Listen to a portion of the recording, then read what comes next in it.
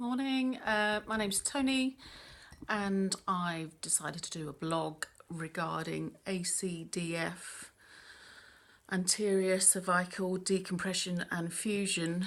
I'm due to have one on the NHS. There's lots of blog on YouTube from people in the States and Australia, but nothing apart from one chap who's recently just added one onto YouTube from the UK, and I believe he had his done privately or on the NHS at a private hospital. I had my first ACDF back in 2013 when I had C5 and C6 fused together. They are now looking at fusing C4 and C5, and I'm due to go in tomorrow to see the surgeon to discuss what they want to do and whereabouts I am on the waiting list. My symptoms started probably when I was in my 30s with pins and needles, etc., down the arms and in the hands. Initially thought it was related to a road traffic accident I had when I was 19, when I broke my C1, or otherwise odontoid peg, which I broke when I was 19, and they didn't pick up for 4 days. Luckily, nothing major happened within that time because I was just in a soft collar. They then put me into a very strange neck brace for about 3 months. Had x-rays, etc. on it. And then they took it off one day in an outpatient's appointment, no physiotherapy, and just crack on, which is what I did. So obviously when the pins and needles started in my 30s, it was thought that that was possibly to do with the road traffic accident. It wasn't, it was separate symptoms, nothing to do with it.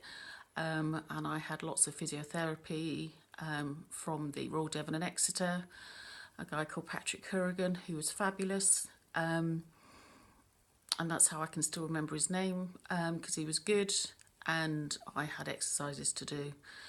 Then I suppose I used to get pins and needles on and off, but never really carried it through. It just then seemed to disappear, or I maybe just didn't notice it in the madness of life. And then it's probably started more in my 40s. Pins and needles much more down the arms, hands going numb, fingers going numb. I had an MRI and then went in to see one of the extended spine practitioners at the Royal Devon and Exeter, and they were going to leave it for a review in 6 months' time.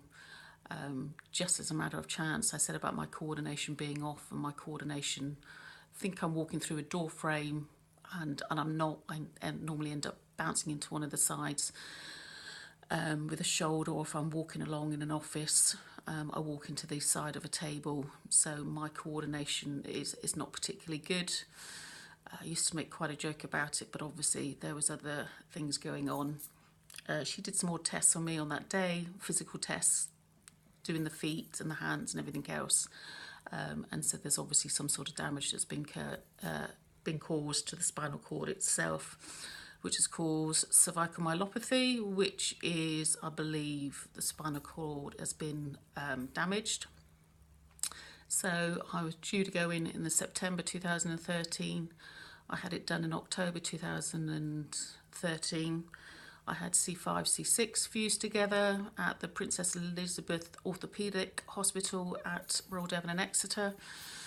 Romford site, fine, not a problem. I was in, first one on the list, walked down to theatre, climbed up on the bed. They did their bit. I think I was in for about 9 o'clock in the morning, and I think I came out about 12:30, I believe.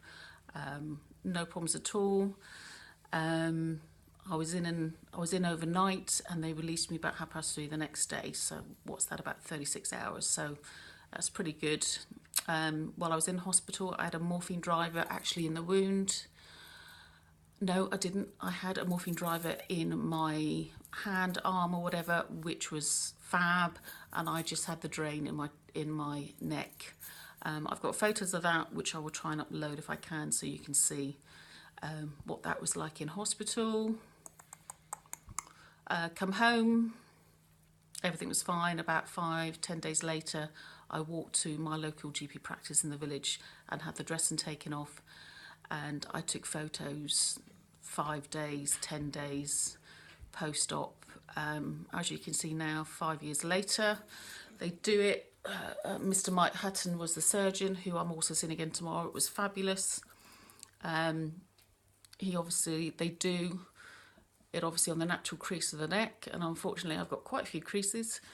And as you can see, it's pretty good. I've just come back from holiday, so I've got a bit of a mozzie bite on the front. So that's all it is. So it's pretty good. You don't really see it. And I can just pull the hair down anyway. So I presume I'll have another scar, whether they go in through the same scar or whether they make another mark. I've no idea, so I shall find that out tomorrow. What I'm more concerned about tomorrow is how much mobility I will lose with having 4, 5 and 6 fused together. And obviously what happens if they can't fuse anything more, 4, 5 and 6. Would they fuse 3 onto 4, or what happens after that? I've no idea. Or whether there comes to a point, and I presume there must be a limit when they can no longer fuse. So what will be the outcome and the longevity after that with symptoms? I still get pins and needles in the hands, and the hands going numb. Coordination and balance is still pretty pants, not particularly good.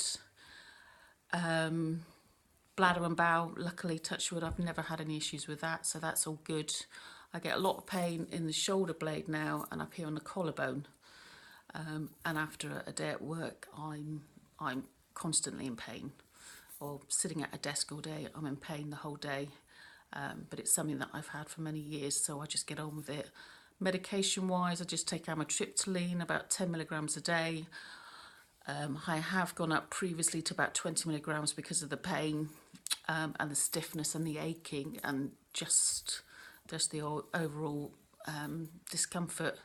But I found that was affecting my work the next day, so I managed to keep it on 10 milligrams for work, which is probably why I'm in pain at work, but it was stopping me function properly. So I now take 20 milligrams on a Friday and a Saturday when I don't have to work the next day, which is fab.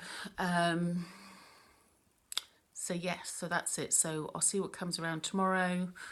And what he says, they were looking at doing a titanium disc replacement instead of the fusing. And I had a letter back in the summer to say they decided against that. So I will try and find out tomorrow why that is the case.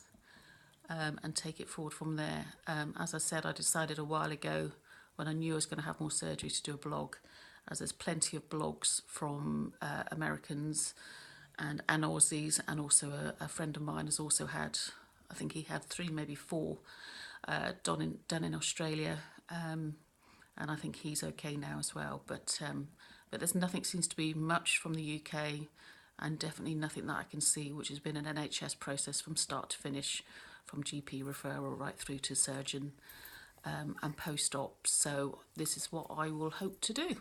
Any problems, give me a message and I will try and come back to you. I'm not brilliant on YouTube, so bear with me because I'm a bird.